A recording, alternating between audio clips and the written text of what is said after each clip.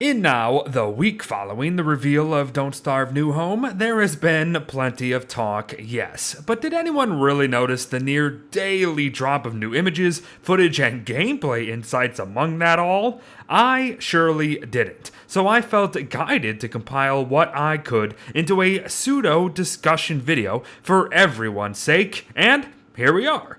Listen. I am among the group of those being overly cautious about this title, for very valid reasons, mind you. However, having took a look at some of these new reveals, they have really made me just excited, really just to see something different in the Don't Starve universe for once. So, again, if anything, at least we can acknowledge some ideas had and hope for some unique takes on well-known content. Like pets and critters, for example, something many of you are very familiar with. Several days ago, this little loop was shared, and it depicts both new and old, with Kitty Kit making an appearance alongside numerous new friends, it seems. We have some sort of fox-like creature, a top hat-wearing, pipe-smoking mechanical frog of sorts, which is by far my new favorite, perhaps some birch nut companion just rolling about there, another raccoon creature maybe of sorts in the middle there, and some rendition of a nightmare owl in the back maybe. Whatever the case, it's all neat stuff.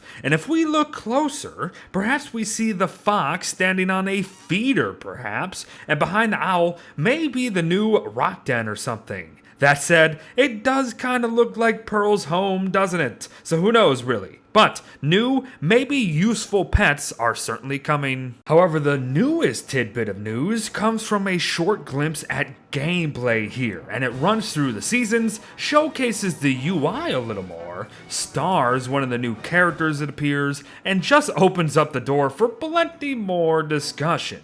The minimap at the top right looks integrated and shows plenty more detail than just the normal mods do.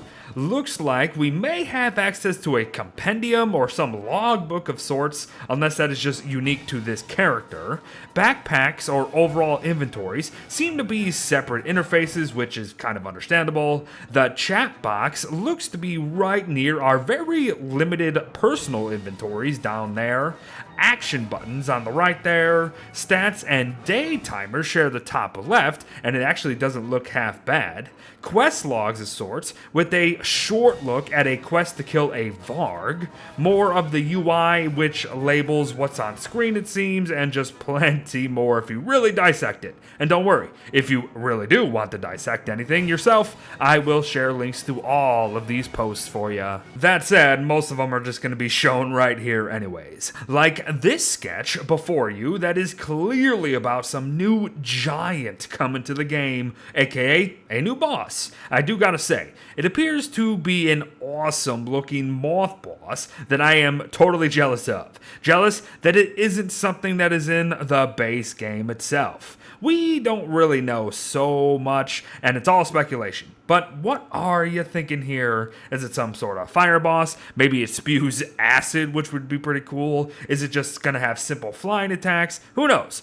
All I know is that the sketch looks like a beauty, and it is a cool design and thought for a potential boss overall. But how about the potential for more insight into possible critters? For all we know, this legit owl-like creature could just be a normal mob found around the game. Or maybe it's a wise quest giver of sorts. Or maybe it could just be the normal state of that nightmare critter we saw earlier. I really don't know. But the art behind the new animals in this game is really looking quite promising. At least in the sketches, that is. Again, it's just nice to see new things in this universe. And to expand on that, even though Don't Starve Hamlet made the idea somewhat trivial, the concept of building homes, constructing cities, and potentially living indoors can also still be expanded upon. And it seems like a new home here has got that covered.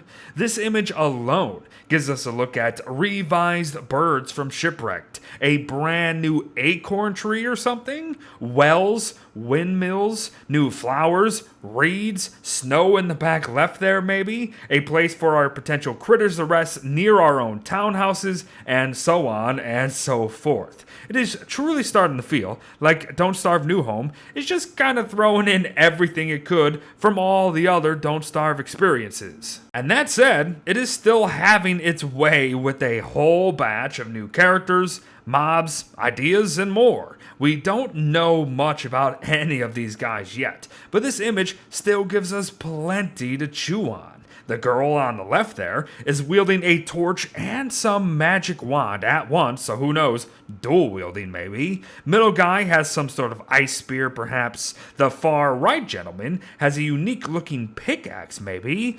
Bee Queen even makes an appearance at the top center there. Hounds are at the left. A toadstool-like creature on the bottom right, which kind of resembles one of the critters, so I'm not sure what's going on there. A minotaur of sorts that we've seen in the trailer. Some other fluffy thing that wants to eat us, and more. It is all interesting stuff. And on top of that, they actually have given us a somewhat closer look at this female survivor here. Albeit it's just a compilation of her sprite doing most, if not all, of the emotes from Don't Starve together.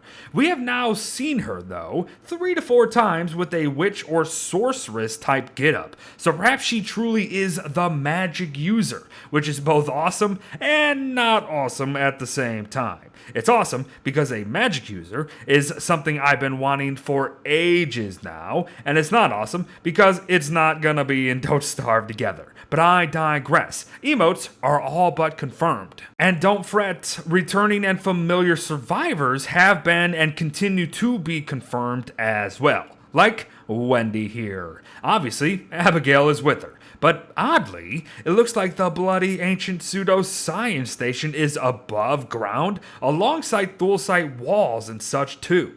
This either means exactly that, or perhaps we can build them ourselves eventually. Maybe caves just aren't going to exist in this game. But we can also see a Pipspook peeking out from behind the station, so these are actually some pretty recent updates to this game. A dug up grave with a red gem nearby, all but confirming all of that nonsense. The top part of a chest it appears, and the sisters looking intently at a map, perhaps. So maybe it's a treasure map, a map of a quest, a request from the Pipspook, who the heck bloody knows. And yes, I know we have already seen it, but of course taking another look at the initial trailer just confirms the return of nightmare creatures, really gives us a look at either player-built cities or pre-existing ones, or both, just like Hamlet, shots of new mobs, and our batch of survivors, and plenty more. Listen, if anything, the game is certainly trying, and you've got to give it credit for that. We'll just have to see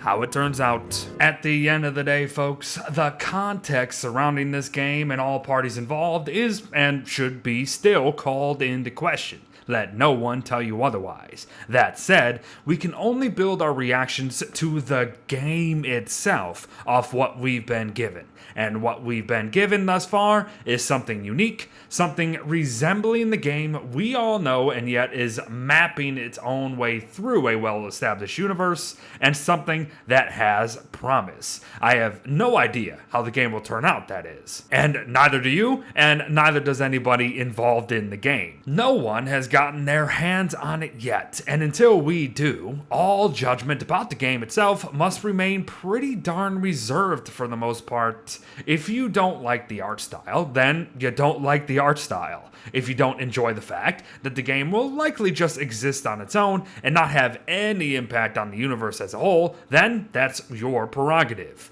If you don't like the fact that the game is going to be on mobile, then so be it. You don't like that. Let no one diminish or even strengthen your views on the title. It is for you to decide who you want to support. And heck, just wait until one of the 5,000 testers starts giving details this month, for Pete's sake. Then we can all go on from there. All I wanted to do today was just compile some new information, images, and footage of the game for those without access to it otherwise. So hopefully I did so well enough. Thanks for watching, folks. Well wishes to all. Perhaps see you in our new home, and I'll see you in the next one. Bye-bye.